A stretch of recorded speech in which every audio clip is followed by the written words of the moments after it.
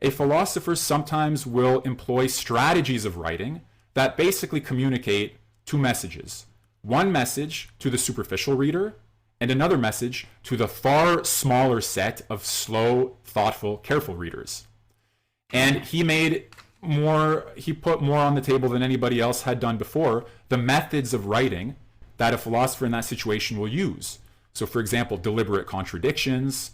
Another method that he mentions is that sometimes you have an author who repeats himself, and he says, like, as I said earlier, but the repetition includes a modification of what was said earlier. So if you're reading carefully, you see that he said one thing first, and then something else later, and you're supposed to notice that if you're the right type of reader, and you're not supposed to notice that if you're the wrong type of reader. In other words, it protects the opinions that are necessary for the community, and it also subjects them to questioning for the puppies of the philosophical race, as he put it somewhere, for the young men who love to think. That is fascinating. That with that context, reading Bronze Age Mindset by Bronze Age Pervert, I don't know if you've read that.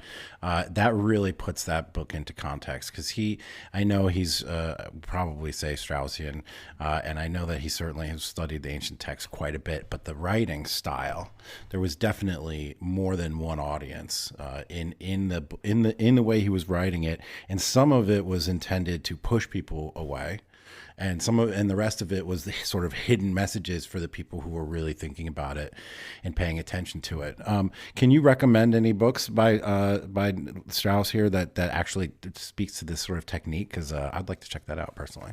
The source book is called Persecution and the Art of Writing. And that's where he says, in general, why this type of writing was needed, why it's a problem, and why it hasn't been noticed until he basically put a light on it.